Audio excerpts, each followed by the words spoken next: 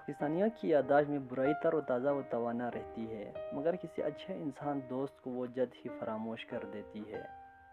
انہیں ضیاء الحق کی فسطائیت تو یاد ہے، مگر اس دور میں کلمہ حق کہنے والے یاد نہیں۔ مستقبل میں قاضی عیسیٰ اور کمپنی کو تو یاد رکھے گی، مگر وہ منصف یاد نہیں رہیں گے جو مستعفی ہو کر چلے گئے۔ آج ایسے منصفوں میں سے ایک منصف کو موجودہ عدلیہ کے لیے ایک مثال کے طور پر پیش کرتا ہوں۔ پاکستان کی عدالتی تاریخ میں ججوں کے کردار کو نظر انداز نہیں کیا جا سکتا۔ پاکستان کے موجودہ حالات کے وہ برابر کے حصہ دار ہیں، اور پاکستان کا ستیہ ناز کرنے میں زیادہ تر حصہ انہی کا ہے۔ مگر کچھ ججز ایسے بھی تھے جنہوں نے آمریت کے آگے سر تسلیم خم کرنے سے انکار کیا اور سیسا پلائی دیوار بن کر ڈٹے رہے۔ انہی میں سے ایک خواجہ محمد احمد صمدانی بھی تھے۔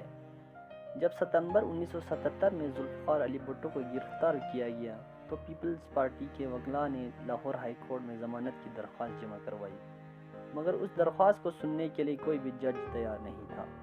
کوئی بھی جنرل ضیاء الحق کی ناراضگی مول لینے کے لیے تیار نہیں تھا۔ تب اس مرد مجاہد جسٹس کے صمدانی نے اس کیس کی سماعت کی اور بھٹو کی احمد رضا قصوری کے قتل کے الزام میں گرفتاری پر ضمانت منظور کر لی۔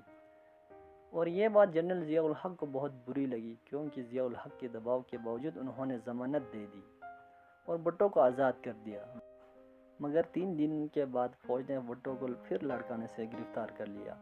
جسٹس کے صمدانی لاہور ہائی کورٹ کے سینئر ترین جج تھے۔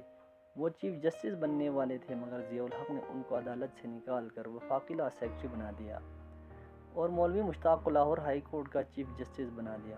ایک دن جنرل ضیاء الحق نے وفاقی سیکرٹریوں کا اجلاس طلب کیا، جس میں جسٹس صمدانی بھی لا سیکرٹری کے طور پر اجلاس میں موجود تھے۔ جنرل ضیاء الحق ڈکٹیٹر نے تمام سیکرٹریوں کو دباؤ میں لانے کے لیے کہا کہ آپ لوگ سدھر جائیں ورنہ میں آپ کی پینٹ اتار دوں گا۔ سول بیوروکریٹ نے یہ سنتے ہی ایک دوسرے کے چہرے دیکھنے شروع کر دیے اور اس دھمکی آمیز رویے پر چپ سادھ لی۔ تب اس مرد مجاہد جسٹس نے ضیاء الحق سے مخاطب کرتے ہوئے کہا کہ آپ نے اپنے کتنے جرنیلز کی پینٹیں اتاری ہیں؟ انہیں اپنے جرنیلز کی پتلونیں اتاریں، ہم خود بخود اپنے پتلونیں اتار دیں گے۔ جسٹس کے صمدانی کے ایسے الفاظوں نے ضیاء الحق کو مرہم کر دیا اور وہ اجلاس ملتوی کر کے غصے سے اٹھ کر چلے گئے۔ جب سب وفاقی سیکرٹری جانے لگے تو ضیاء الحق کے اسٹاف آفیسر میجر جنرل خالد محمود عارف نے جسٹس صاحب سے کہا کہ ضیاء الحق آپ سے ملنا چاہتے ہیں۔ جسٹس صمدانی جب ضیاء الحق کے کمرے میں گئے تو ضیاء الحق نے کہا آپ نے اجلاس کے دوران غلط کیا، اس پر معذرت کریں۔ تو جسٹس صمدانی نے برجستہ جواب دیا، میں معذرت کرنے کے لیے تیار ہوں، مگر آپ دوبارہ اجلاس بلائیں تو میں اپنے الفاظوں پر معذرت کروں گا۔ ایسا بولتے ہی جسٹس صاحب وہاں سے چلے گئے۔ کچھ عرصے کے بعد 1981 میں اس شرط پر عدلیہ بھیج دیا کہ تم کو پی سی او کے تحت حلف لینا ہے، مگر انہوں نے پی سی او کے تحت حلف لینے سے انکار کر دیا اور گھر آ گئے۔ تاریخ عدلیہ جسٹس کے صمدانی کو سنہرے الفاظ میں آج بھی یاد کرتی ہے، مگر افسوس کی نئی نسل کو اس بات کی آگاہی دینے والا کوئی نہیں۔ تحریر نثار نندوانی۔